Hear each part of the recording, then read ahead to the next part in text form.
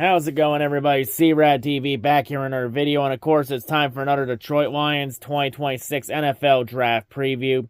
So in the last draft preview, we took a look at some of the top Day 2 defensive back and safety prospects for rounds 2 and 3 of the 2026 NFL Draft, and wrapped up the Day 2 portions of the 2026 NFL Draft class.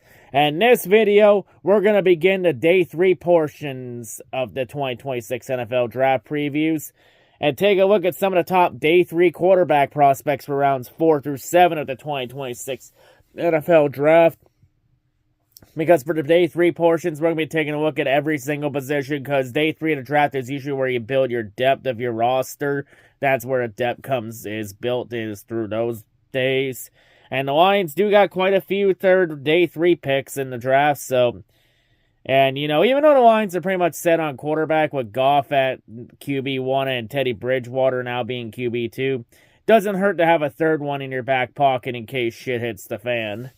So yeah, we'll take a look at some of these prospects for Day 3 and see which QBs the Lions could keep an eye on to possibly be maybe potentially a successor to Jared Goff in the future if it all comes down to it. So, let's take a look.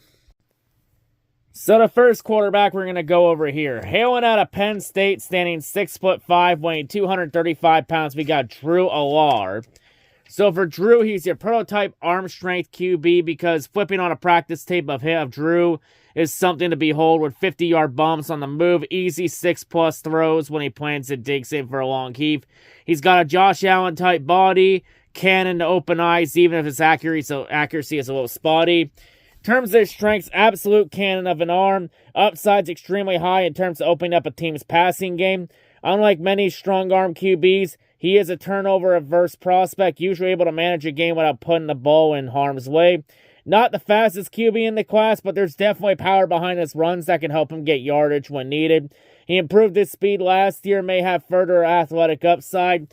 In terms of his weaknesses, though, he has trouble placing the ball in his receiver's reach, puts too much muscle on the pass, doesn't anticipate where his receiver will be.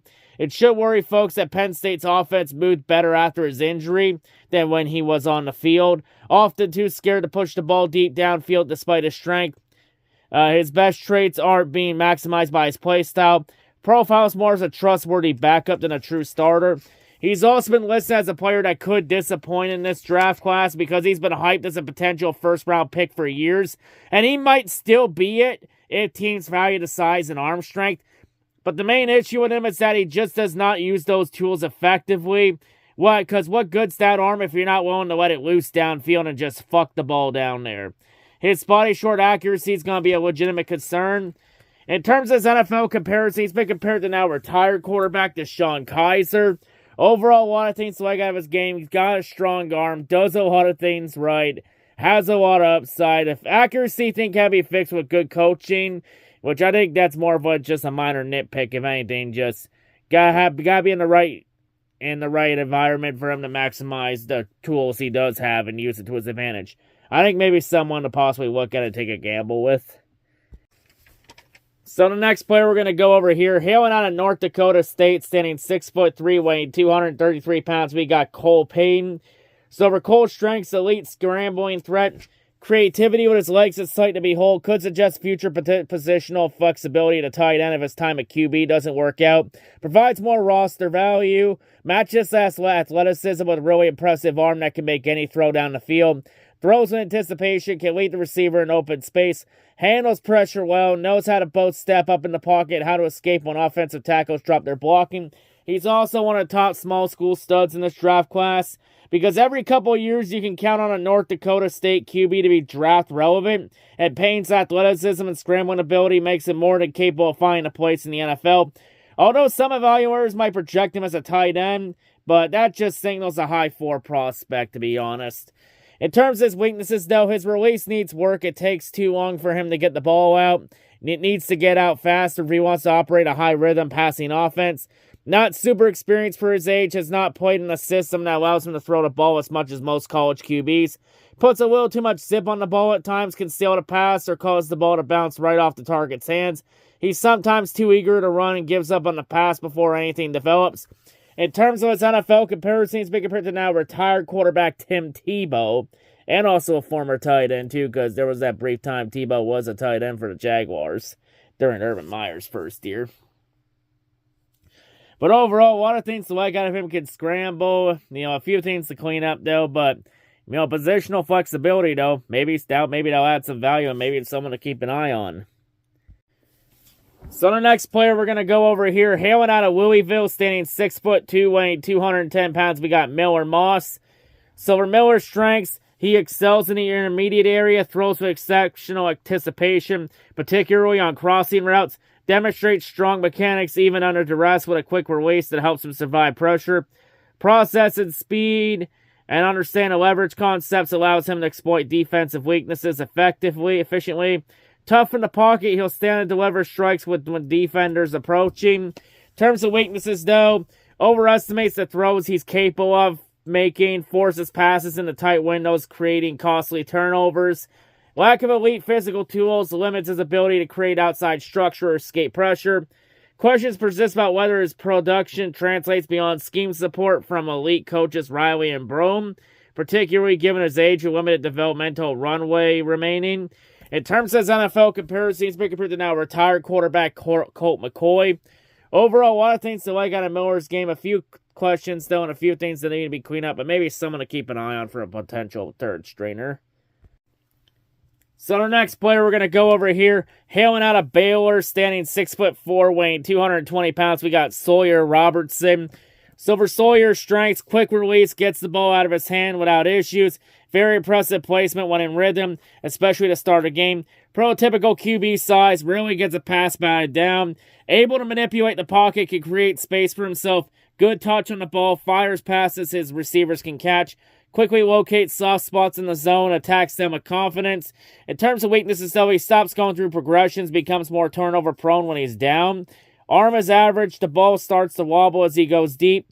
Doesn't get enough zip when he needs to thread the needle. Not going to provide much scrambling yardage. Likely a pure pocket passer, and he has issues avoiding pressure. In terms of his pro comparison, he's been compared to the UFL quarterback Danny Etling. Overall, a lot of things to like out of his game. Can always put the ball in good receivers' hands, but a lot of things to keep an eye on and clean up, but maybe someone to keep an eye on. So the next player we're going to go over here, hailing out of LSU, standing 6'1", weighing 205 pounds, we got Garrett Nussmeier. So for Garrett's strengths, accuracy, placement of football brings to mind a seasoned veteran. At the short and intermediate levels, he can dink and dunk his way down the field, throws with good anticipation, leads his receivers in the soft spots in zone coverage, can drop the ball in the bucket without trouble. Steady in the pocket, doesn't falter in the face of pressure, and has a high football IQ. In terms of weaknesses, though, his injury history caused his draft stock to crater. Did not look healthy all year due to an abdominal injury. Arm strength has always been iffy. He has trouble pushing the ball more than 20 yards. Really throws a wobbler when he tries to connect with the speedier wideouts on his roster. Footwork slow and uncoordinated. In terms of his NFL comparison, he's been compared to Shane Buechele with the Kansas City Chiefs. Overall, a lot of things to like out of his game. Has some really good accuracy and can do a lot of things in the short and intermediate game. Maybe someone to keep an eye on here if he stays healthy. So the next player we're going to go over here, hailing out of Vanderbilt, standing 5'10", weighing 208 pounds, we got Diego Pavia. So for Diego's strength, every game has a chance to turn to the Diego Pave show, where he'll dart dynamically around the backfield before he fires strikes downfield. Possesses a knack for eluding pressure, escaping a crowded pocket against all odds. When he throws deep, he has the arm strength to drive the ball consistently. One of the grittiest players in this class, fights for yards at all times willingly, blocking on option plays. In terms of weaknesses, though, he's too small to read defenses, see the field at the next level. Occasional off-field antics caused a bit of controversy. Some teams will pass on him for that reason. Complete wild card with his accuracy, sometimes making improbable throws and other times missing gimmies. In terms of his NFL comparison, he's been compared to Max Duggan of the Los Angeles Chargers. Overall, a lot of things to like out of his game, but, the height thing, a bit undersized, could be an issue. And, of course, the off-field stuff, that will probably take him off the board because the Lions usually don't like to bring in players with off-field issues. So, and yeah, like Dan Campbell said before, they don't want no turds here. I mean, if he didn't have those off-field issues, I would say probably something to keep an eye on. But because of those off-field issues, I would say probably pass. They're going to probably pass. So our next player we're going to go over here, hailing out of Illinois, standing 6'2", weighing 210 pounds. We got Luke Altmaier. So for Luke's strengths, he held his own in pre-draft all-star settings. Opened eyes at Illinois with 7 game-winning drives in the final minute during his 35 games for the Fighting Illini. Posted a 23-12 overall record. Agile in the pocket, moves to reset, throws from a flat base. Good enough fastball to win against zone defense. More comfortable throwing outside the hash marks towards the tight ends and backs against man-to-man looks. Pure and smooth delivery when he's given time to set up and scan from the pocket. Quick release, has experience under center and shotgun. In terms of weaknesses, though, not huge. Will gamble, taking physical risks to reach the sticks on his own, throwing into contested catch situations in tight games. Moments of panic arise when the pocket collapses and pressure up the middle arrives to his face mask. Attempts to curve or creatively loft the ball from sidearm delivery. Prone to batted balls at late release. Late's too long for receivers to uncover. In terms of his NFL comparisons, he's been compared to Mitch Trubisky of the Buffalo Bills. Overall, a lot of things to like out of his game. A few things to clean up, though. But I think someone to keep an eye on here for sure. And the final quarterback, the final player we're going to talk about in this video, we have, hailing out of Georgia Tech, standing 6'3", weighing 215 pounds. We got Haynes King.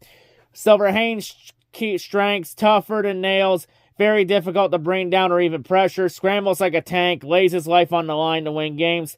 Extremely athletic as a former track athlete, impressive times in high school. Doesn't flinch when he throws on the run. Steps up in the pocket, fires with solid arm strength. Great placement, sip when he works in the intermediate portion of the field. In terms of his weaknesses, though, risky style play seems like it may not be able to sustain itself for a long-term NFL career. Short and deep accuracy can get ugly. Doesn't read the field well. While he can get out of bad situations, he was often the one who got himself into those bad situations in the first place. In terms of his pro comparison, he's been compared to CFL quarterback Cole McDonald. Overall, a lot of things to like out of Haynes' game, but he's going to have to be a lot smarter and not put himself in bad situations where he's got to bail himself out. You should never be in bad situations to begin with if you're as good as a lot of people say you are. You know, a few things to clean up, but, you know, definitely a Dan Campbell type player that will lay it all on the line. I think someone to keep an eye on for sure. And now wrap it up for this Detroit Lions 2026 NFL Draft preview. So yeah, quite a few interesting QB prospects to keep an eye on. That could be someone to learn under Goff and Teddy Bridgewater and be a third stringer for the time being. And whether any of them could become a starter in the future is to be determined. There are a few I think have that potential. Some I think are just career backups. And some will either probably end up in the UFL or hell, maybe even go to the CFL. Who knows? But yeah, definitely some interesting prospects to keep an eye on. But that'll wrap it up for this video. So for the next draft preview, we'll take a look at some of the top day 3 running back prospects to keep an eye on for rounds 4 through 7 at the draft. But that'll be for next time. But anyway, that'll wrap it up here. That's all I got to say. And I'll see you all whatever I make next. I'm out.